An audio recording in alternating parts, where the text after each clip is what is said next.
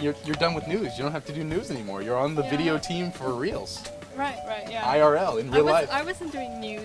I know, you're not doing news, but there are no moving image screens on these pages. Regardless. Anyway, what are you working on? Okay. So you're playing... Nothing. I was just reading email. Okay. Mark, what are you up to, man? Come on. Work. Too much work, yeah. Work. But, guys, come on. Buried, dying over here. Let's go downstairs. Go downstairs. Oh, yeah? Yeah, let's go downstairs. Come on, let's go downstairs. It's time for the OneUp Show weekly meeting. That's like work except with beer. Yeah, work plus beer. Yeah, I mean, you guys got a handle on that, right? You guys Yeah, can but take care of that? I'm just dying here, man. Che always used to come with us. Don't you like beer and love and fun? Yeah, next time, man. Next week. Okay. Yeah. Alright. Next week, I promise you guys, alright?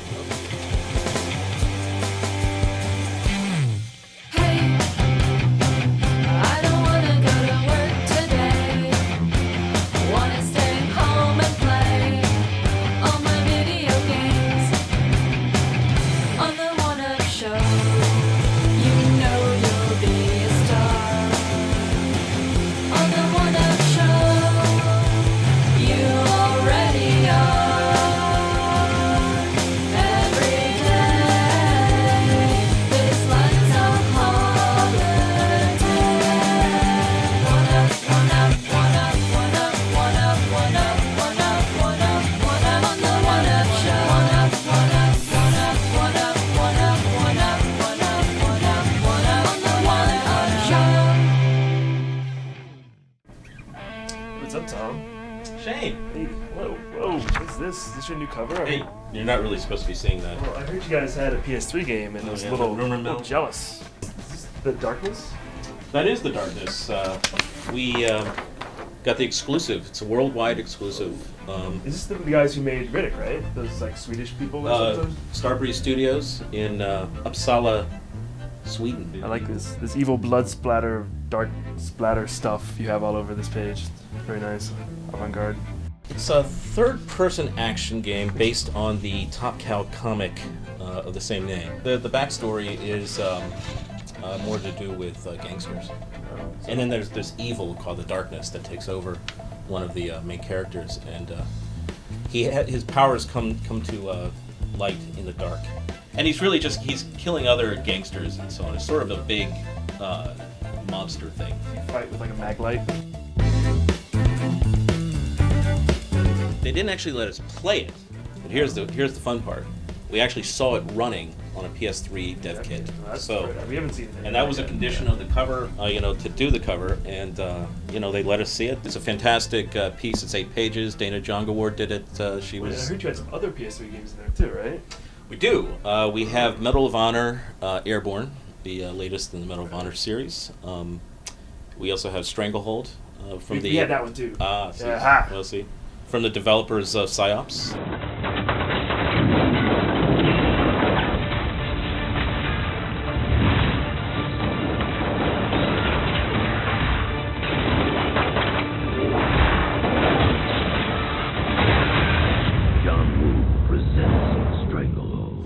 That really tries to recreate the cinematic style and excitement of John Woo's Hong Kong action adventure. We tie in the interactions and the smooth-flowing, dual-handed gunplay that you see in all the John Woo movies, the massive destructibility that adds to the atmosphere, all the interactions with the world, and the dual-handed gunplay flowing across tables and rolling across tables, running up banisters. All this stuff leads to great video game action. Massive destructibility is a key to the cinematic feel of Stranglehold. It really brings across the John Woo Hong Kong action film. In the middle of a battle, shooting up everything in the environment, flying stuff in the air, debris, stuff crashing and breaking all in front of you. In Stranglehold, you may get behind a pillar and have a bunch of enemies firing at you, and the enemy bullets will actually chip away at the pillar until it takes your cover away. So Massive D is not only just like a cool thing to have in the game, but it also adds to the gameplay as part of the fundamental gameplay. It stays in the environment. Nothing fades away, nothing goes away over time. So after a big battle happens and you look around the room, you can see it completely trashed and exactly how you trashed it in the battle. So it's a little bit different on everybody's experience. Every time you play that area, every time that you play the game over again and destroy that area, everything is destroyed in a different way. It's really up to the player. You know, the player really causes, you know, what's destroyed and what isn't. Another exclusive. This is SOE, right? from SOE, Untold Legends, Dark Kingdom. PS3. A PS3 game, yes. Well done. So Well it's done. sort of a PS3 cavalcade. We are on the Well, the we're on the polybag. cusp here. You know, pretty soon it's going to be a deluge of PS3. Watch for it March 14th. You'll get all the details then. And in the meantime, if you're a subscriber, you'll probably be seeing it within the next couple days. I think I'll just take these printouts with me. Oh yeah. Thanks.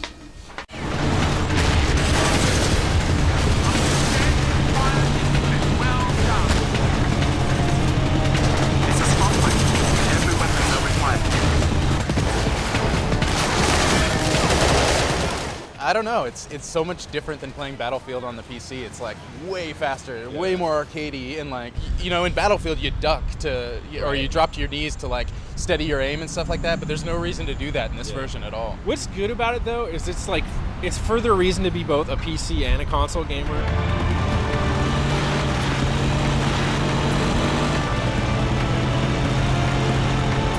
It's not, here's Battlefield with the controller. It's like, this is a unique game. It's a completely different game. They share some of the assets. You'll recognize the vehicles and some of the characters and stuff. But like you're saying, yeah, you pick this up, and for one, first off, single player is enjoyable. Yeah. That's unthinkable on the PC side of things. It's never happened before. And also because who tries it? It's like you're a click away from 64 people. Too much fire! Cannot go!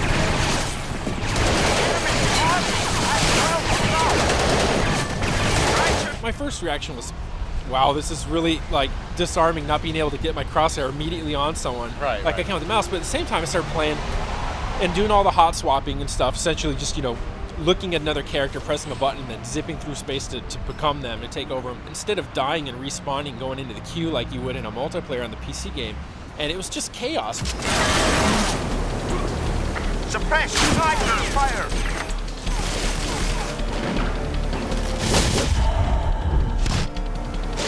Usually you're trying to conserve your health and conserve your ammo and stay alive as long as you can, but in this game I don't play it like that. I play fucking balls I out. feel really daring. The perimeter. We're still in contact. Planning to shoot at. Commence fire. In the heat of the battle, you just see, wow, it looks like I got a good 20 dudes on my side. And then finally you get to the last one and you realize, oh, this is it. And then you start playing like you were saying. You start playing seriously, and it's interesting, you know. If later levels, if they start, you know, ramping up the challenge, because like right now we can kind of get away with it, but if they do get to the point where every guy you have counts, you know, and you lose like one of your two guys with a missile, and then you're up against, you know, a couple tanks or something, that could be weird. You know, you really want to know what your assets are and try to manage them and stuff. You're used to all these tactical shooters, Rainbow Six, Ghost Recon and things, and it's so completely divorced from that. It's got the military, modern, contemporary combat veneer, but really it's almost like a superhero game or something like a Far Cry, where there's some kind of like fantasy angle to it, because you're really, it's like you're the multiple man, you know. You're not really like, I'm the US Marines, you know. You're like, I'm the multiple man, and I can occupy any of these different bodies that I want, you know. So like I said, I like it because you can have the PC version or whatever, and just on the merits of single player alone, play it and enjoy it, you know. Totally. And it'll be interesting to see what the multiplayer works too. It'll take all that away, and it'll be a whole nother game on top of that, you know. Squads, fire and maneuver. Suppress sniper fire. If the single player action is any kind of indication of what the multiplayer is going to be like, sure, you're not going to be able to hot swap or whatever, but like the guns feel great, the vehicles are really cool, the chopper is a bit hard to fly at first, but you get it, and the ground vehicles control really well, so there's no worry about that at all. And the cool thing too about it is that, you know, like the PC game, but unlike I think the current gen console versions of it, and then Star Wars Battlefront also, it's got a mass to it and a feel, you know, a weight to things. Sure. Whereas in some of the other ones, it's kind of hard for me to tell if you're hitting someone, or if they're getting shot, or if they're getting blown up, or if you're falling, all these things like that.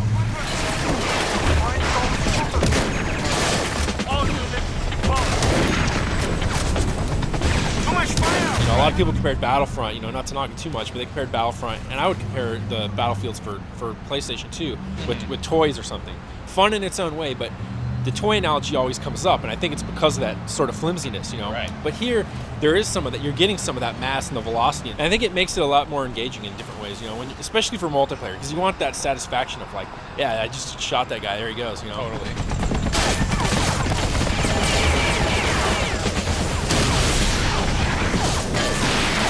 It's not that they don't point out the objectives well. I think in a lot of FPSs that have come out lately on console, they basically babysit you and tell you exactly where you need to go. And this game isn't doing that so much, Especially which for is cool. an EA game.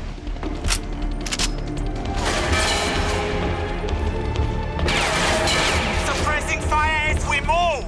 You know, it's going to have some stiff competition from Ghost Recon Advanced Warfighter because that comes out actually a week before it does on 360. It can work though because they're so radically different types of games. Different. Like we were saying, there's one that is, you know, it's based more on the real tactical stuff, and then the others, you know, all about the risk and the daring. You've got a game where one level you're a sniper, then the level we were playing, we were defending sort of like an oil derrick, you know, and then another I can imagine it's like an all-out armor, you know, ground pounders battle, and it's like you're just switching between different tanks and stuff, you know, and like there's just so much like potential for variety of experience in that. Massively different than Ghost Recon, so I think they'll complement one another well. Enemy target is overflow!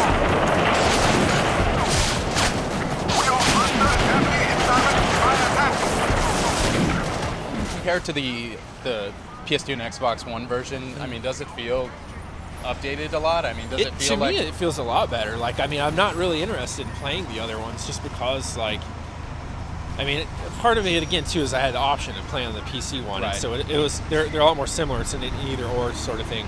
But I think if you've got, you know, if you've been playing the other and you just got a 360 or something, and like I said, even if you have a PC and you've got a 360, like, it's definitely interesting. I'm going to get it, you know, and I'm pretty picky about a lot of things, so. Enemy fire!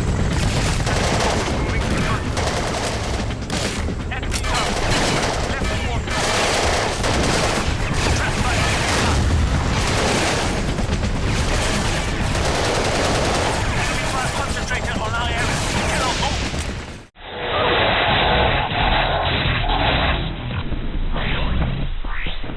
The first 2 months that we started the game, active productions, I couldn't sleep. It was just like, man, is this the right decision? Is this the right choice? You know, like, I don't want to be the guy that messes up Metroid. But after a while, that just kind of dissipates, and you're just like, no, this is good. This is a good idea. I like this direction. You know, I'm happy about it, and everybody else is happy about it. So one of the things that I'm excited about the game now is the single player aspect. Like because I like multiplayer games, I like multiplayer online games, but Metroid is a series for me. I love Metroid Prime and stuff like that. So I was really excited to see that there's this whole really robust single player. The first interviews that I had about the game, like with Tanabe at E3 and stuff like that, the single player sounded more like a Quake 3 arena sort of aspect. I think the whole deathmatch arena climbing kind of thing with the ladder type gameplay was there probably for literally like 2 days, and we're just like, no, we can't do that. I think it's really easy to get the wrong impression about the game like over the last few years because we've said nothing. You know what I mean? Right. I've been biting my tongue forever. You know, I just want to spill the beans, but you know, we just can't. I mean, it's definitely got, you know, the puzzle solving, and it has the morph ball activities, and you know, it has the sense of exploration. And I think the biggest factor was, you know, is this claustrophobic enough? You know, everything's tight, and I think we hit that. That was one of the first things. The original test was like, can we do this? Yeah. So we did that, but what we also wanted to do is we wanted to put our own stamp on it. Prime has their thing, and we're doing our thing. And what I mean by that, the differences are like this game is much faster.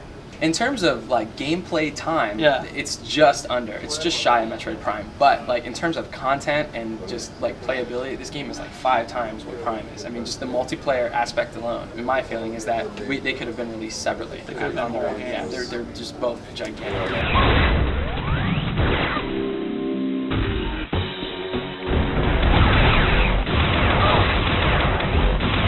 If you combine the amount of shooting that needed to be done in Prime 1 and in Prime 2 Echoes, that's probably about what you're getting with us in one game. If somebody is playing for 10-15 minutes, what are they going to want to experience? Well, they're probably going to want to shoot a lot of stuff. Yeah. They're going to want to get that feeling out. So we wanted to make sure that the rooms, we didn't want to load every single room with creatures, but at the same time, we needed to find a good balance where it was exploration and then, you know, combat. And I think having the bounty hunters searching for her, looking for that really kind of was the answer to not filling up every room with things. Right. Because they could show up at any time.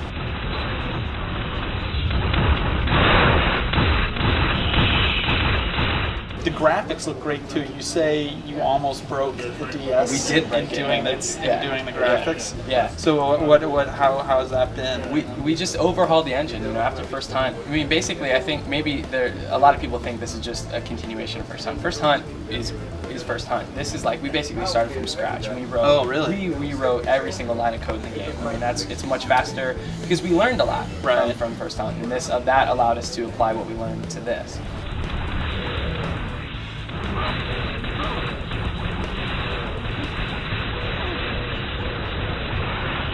I remember there was a quote, I think it was like Jim Merrick or somebody out of Nintendo Europe that was like, no, we don't need online. Why would we want online? And everybody was like, what? Yes, it's a first-person shooter. You're totally dying the day after E3, it's basically, you check in the message boards, everybody's like, what are they doing? And everybody's like, we don't want to let anybody down, so we're like, all right, let's stop, let's take some time, let's fix up some of the other stuff that we wanted to, and then let's put this bad boy online, let's give it the voiceover IP. I mean, we just had this huge list of things, and that time really allowed us to get all that in.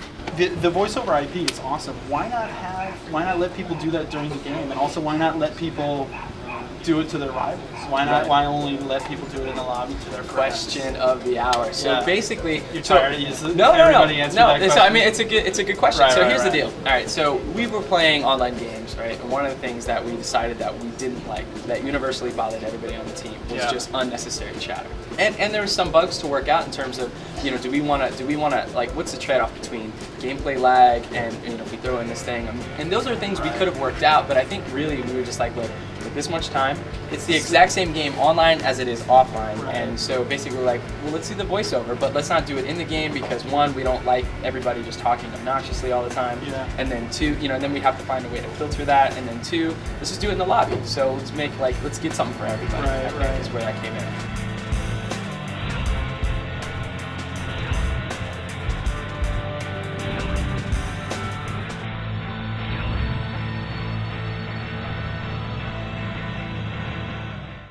So, hey Mark, you just got back from Las Vegas. That's right. Yes. How was Capcom Gamers Day. I think probably the game, if I had to choose one that I was most excited about, it would be Okami.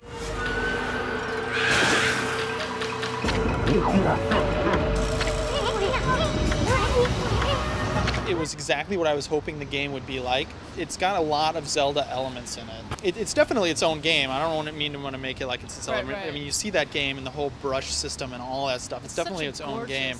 Looking game. Totally gorgeous. You can draw a sun, which you're the sun goddess. You can draw the sun on anything, like a tree, and the tree will bloom. Sometimes it'll be used in puzzles. It'll be like a little vine. And the vine will shoot up and you can go somewhere else. There was a kind of a hook shot type, a kind of grapple hook type item, which I thought was, and it was, which was really cool. And the localization looked really good. Capcom, they did Phoenix Wright recently, and everybody was like, oh, it's a Nintendo caliber localization. They were having fun with it. It wasn't awkward. That's something that I was wondering about, because it is Okami is such an intensely Japanese game in some ways. It's like rooted in this mytho-historical past, and how do you translate that? Yeah. One of the interesting things is the game title. Okami? Yep. Yeah, that's it. Because that's a pun in Japanese. It's written great god, actually, but it also means wolf. So it's kind of this pun. And it also means wakami is paper, right? Too. Oh, so there's your wolf thing. Okami is paper, but yeah. Right.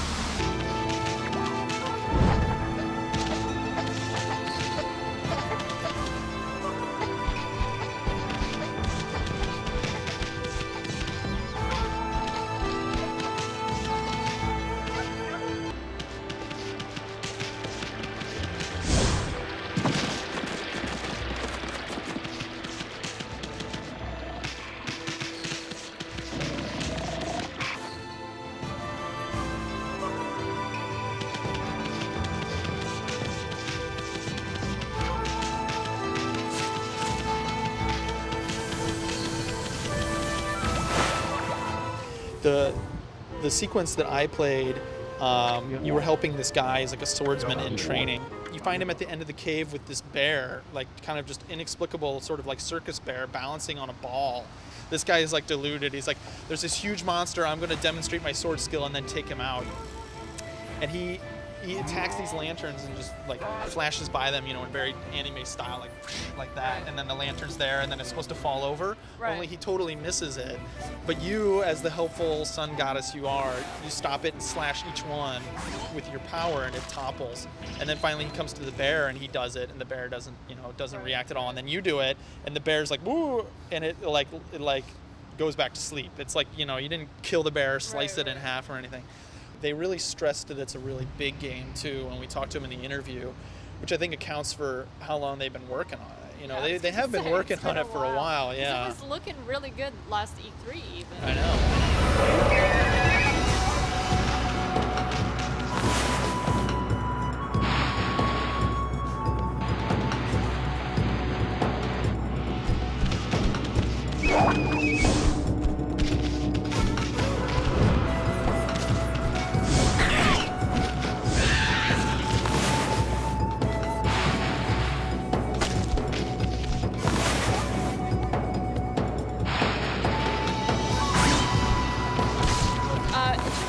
I remember reading early on that it was sort of this, the color or life had been drained from the world, and it was the job of the sun goddess to restore. Yeah, I got to see a little bit of it. There's a guy that removes this sword. It's this powerful sword that he removes from a stone, and it lets out all of these terrible demons. It sort of drains the color from the world, and it's really cool. It reminds me of Wrath of Khan, actually, as nerdy as that is.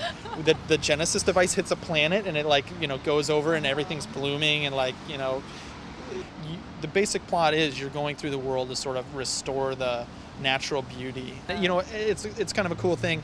Everywhere you run, as you go run faster, you leave in your footsteps. Grass starts to go, and then flowers and all this stuff. It's really cool. It kind of reinforces that whole nature vibe. Right. And it's not rescuing the princess. Let's just say that. It's not rescuing the princess, which is a lot of things about this game. As many times as I've referenced Zelda, it's so unique. One of the things that I'm so excited about. I'm almost happy it's coming to America, because it seems like one of those games that maybe it's too different. Mm-hmm. But thank God it is. Yeah. I'm really excited about it. So yeah, I can't wait to play it either.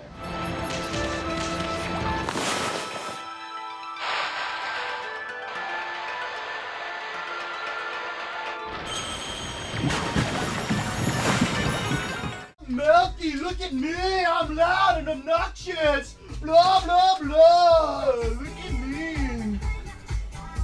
Look at me with my Naruto bandana! What are you doing? Oh. Melvin, what's up? Dude, where's Milky? I don't know. I think Mikey said they're going riding motorcycles or something. I don't know. Motorcycle? It's 3:30 on a Tuesday. I don't know. Okay. I'm Milky, look at me!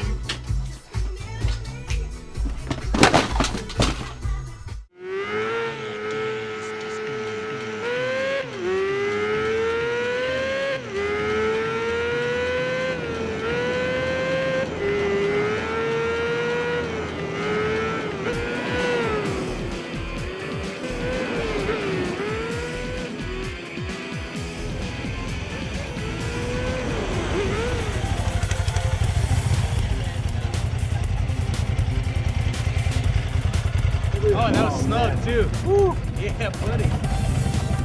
Blood rushing back to your head? Yeah.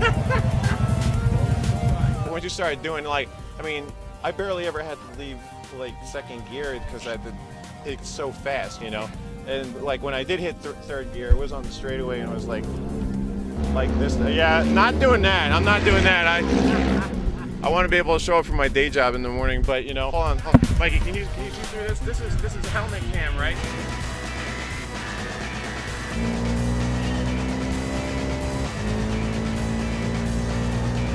Hi, my name is Takamasa Shichisawa. I'm a creator of a Twist Trophy. I'm director. And, Sorry. From Polyphony Digital. From Polyphony Digital. Yeah. What stage have you reached the motorcycle license in Japan? Because I know that there's a 400cc cap and then it goes higher. 言葉の免許は、全部限定のないノーリミットライセンス。He went all the way out to get his license, so that way he would understand every facet of riding from 750s to 1000 cc's. そうですね。取材に一番必要だったのは取材に必要でしたね。取材するときに借りてきたり、テストライドしたり。One of the things that I always felt about like the Gran Turismo series was that, compared to driving a real car, was that sometimes like, pressing the brakes doesn't seem to have the same exact kind of effect as if you were in a real car. Because like when I hit the brakes, I know I'm going to stop. And in fact, when I was riding the Ducatis out here, like I was surprised at how responsive and how powerful those brakes were. こう手を全部使って握るっていうブレーキを一つのボタンに集約することってすごく難しくて、ブレーキをかけて止まるまでのその制動時間っていうのはかなり近いところまでいってると思う。テレビではね乗ってねすごく怖かったと思うんで、スピードがすごく出てることだからゲームだとそのスピード感があまり感じないことが多いので、どうしてもブレーキが遅れちゃうけども、ちゃんとスピードを確認してここでブレーキをかけてここまでで止まるってことを身につけてしまえば、それはかなり同じものだと思います。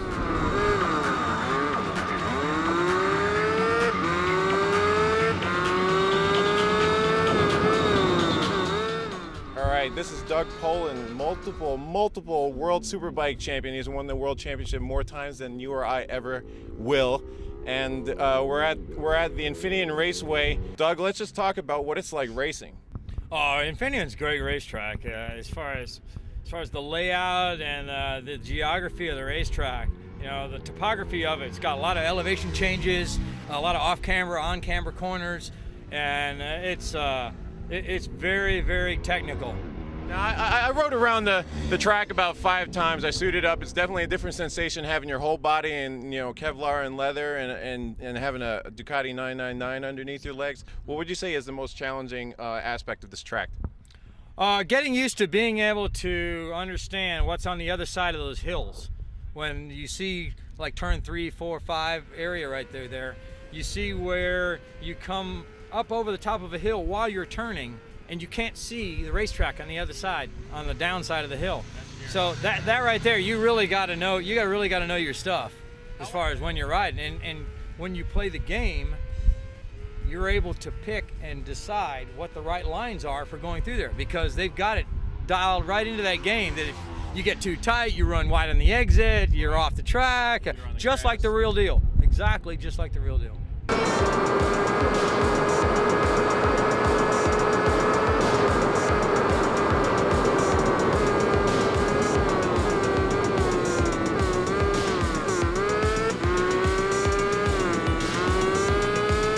What motorcycle do you have and drive in real life? Real life? CBR 600 RR. Oh yeah. And Honda NSR 50. 50 mini bike. Oh, mini bike for, 50. Yeah. Oh, 50 cc. Small bike. Yeah. I always using training. So keep my physical and mental on track. Oh yeah. Easy. 50 cc's. Yes. That's the bike I started on. I had a Kawasaki 50 cc when I was like 9 years old or something.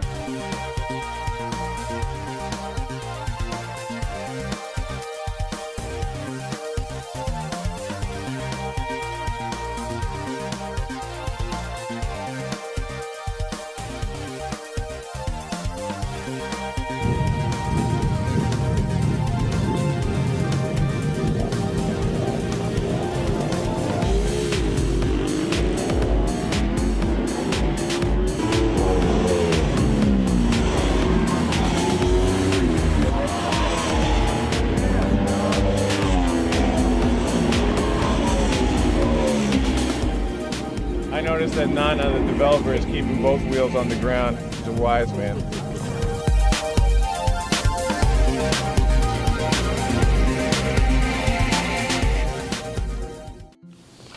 So, Ghost... Oh, yeah, Ghost Recon I was thinking for next week. Yeah, that'll be good. I like that. Chase game. What else?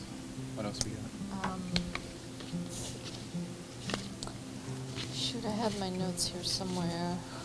What? I have to say, this is This is much better with beer. It's much better with Che. Yeah. It's just not the same.